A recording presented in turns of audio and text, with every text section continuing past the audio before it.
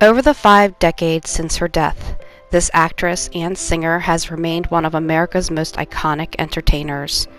Born from an unwanted pregnancy and raised in show business, she endured drug dependency, many heartbreaks, and the pressures of stardom during the golden age of Hollywood. Her extraordinary talents made her one of Tinseltown's most everlasting icons of the 20th century. This is the story of Judy Garland, the girl at the end of the rainbow. Judy Garland was born Frances Ethel Gumm in Grand Rapids, Minnesota on June 10, 1922. As the third daughter of the vaudevillians Frank and Ethel Gumm, Frances, also known as Baby, began her stage career at 2.5 years old when she debuted at the New Grand Theater, owned by her father, on December 26, 1924, singing Jingle Bells with her 2 older sisters, Mary Jane and Dorothy Virginia. The Gumm sisters continued to perform at their parents' theater for the next few years, accompanied by their mother on the piano. In 1926, the Gumm family relocated to California, where the Gumm sisters studied acting and dancing. Life in California was advantageous for Garland's career, but it wasn't for the Gumm marriage. Later on, Garland would state, "As I recall, my parents were separating and getting back together all the time. It was very hard for me to understand those things, and of course, I remember clearly the fear that I had of those separations." Ethel Gumm, who acted as the girls' agent, had arranged for them to play numerous gigs at many different locations, some of which were not appropriate for children. By the late 1920s, the Gumm sisters had appeared in several short films, but it was at the 1934 World's Fair in Chicago that the Gumm sisters finally transformed themselves into the Garland sisters.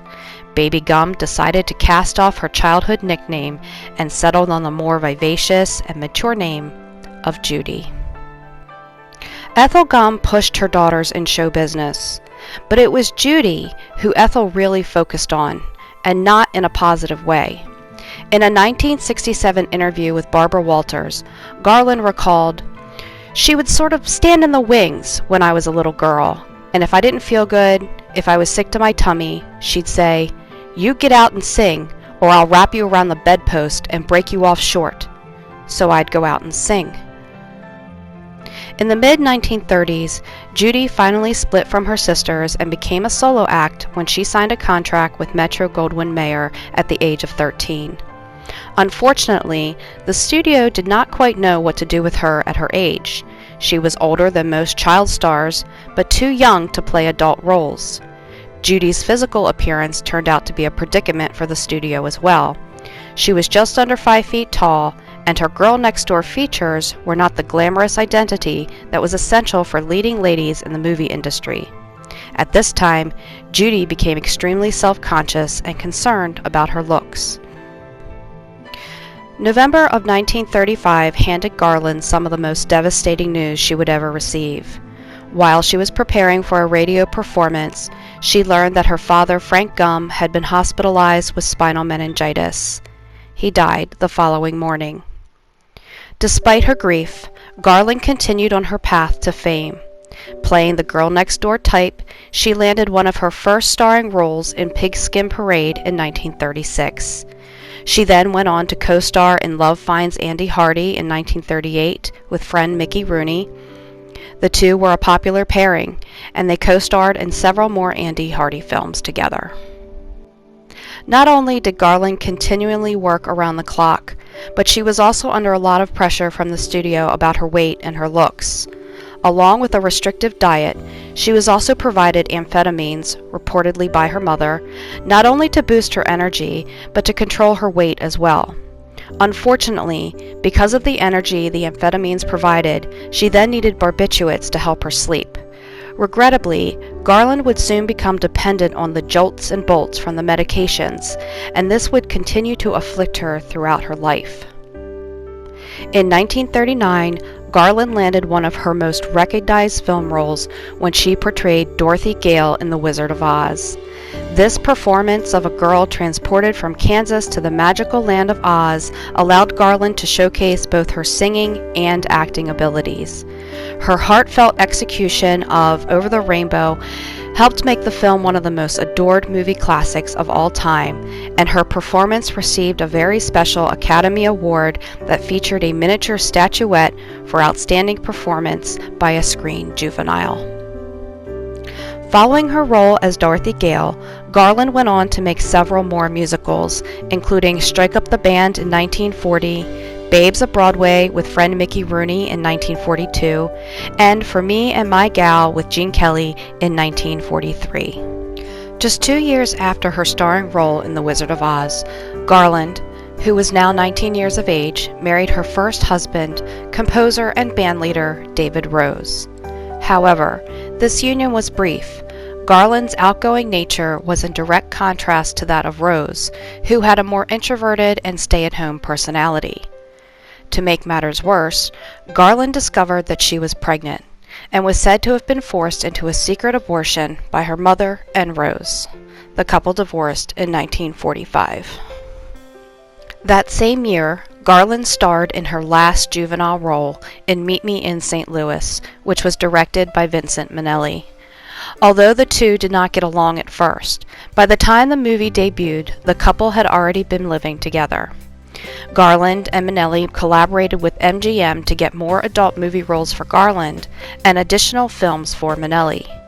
In June of 1945, Garland and Minnelli tied the knot, and the co-founder of MGM, Louis B. Mayer, gave the bride away.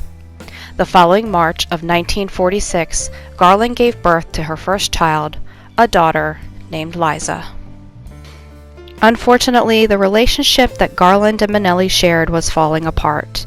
Garland suffered from possible undiagnosed postpartum depression and a nervous breakdown shortly after returning to work. Her habitual drug usage had also begun to spiral out of control. After a suicide attempt in 1949, the couple officially separated.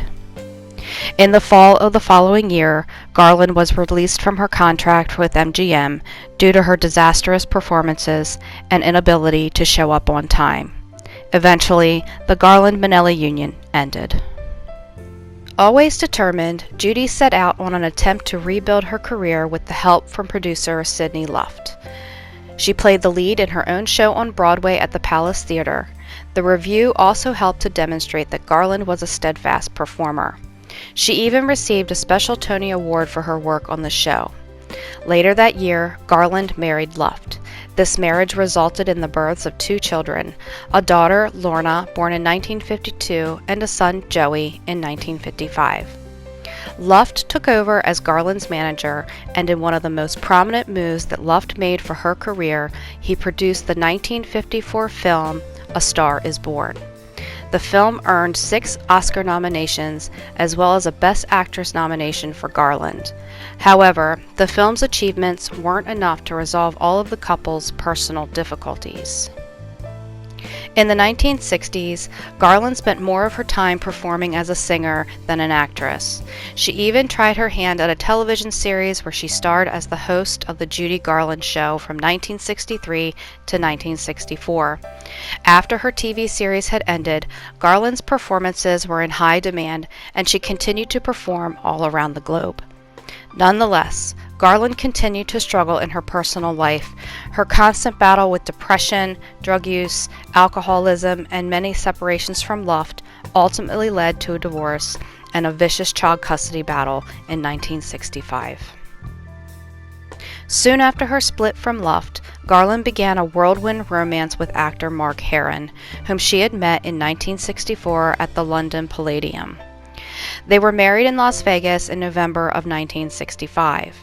However, the union between Herron and Garland only lasted about 5 months before they separated. They officially divorced in 1967.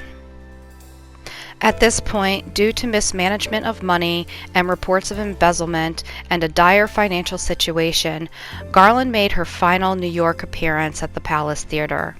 Unfortunately, the majority of her earnings from the performances were reportedly seized by the IRS for back taxes. Garland was in such financial trouble that she traveled to London to perform at London's Talk of the Town nightclub. She performed for 5 weeks straight, but the endless pressures of continuing to perform and the ceaseless substance abuse had taken its toll on her both physically and mentally. Judy had become so unreliable and erratic on stage that she was often met with angry audiences as she was regularly late for her performances. It was later recounted by her manager at the time, Stevie Phillips, in an interview, that it took drugs just to get her to a place where she could have a conversation. In March of 1969, Garland married a musician and club manager named Mickey Deans. It was later revealed by Deans in his autobiography that he had originally met Garland in 1966 when he was asked by a mutual friend to deliver a package of stimulants to her hotel room. At the time of their union, Garland stated to reporters, "This is it. For the first time in my life, I am really happy. Finally, I am loved." Deans wanted to help turn Garland's financial situation around. He had proposed another comeback for her in the form of a documentary, but unfortunately, Garland's incredible resilience had come to an end.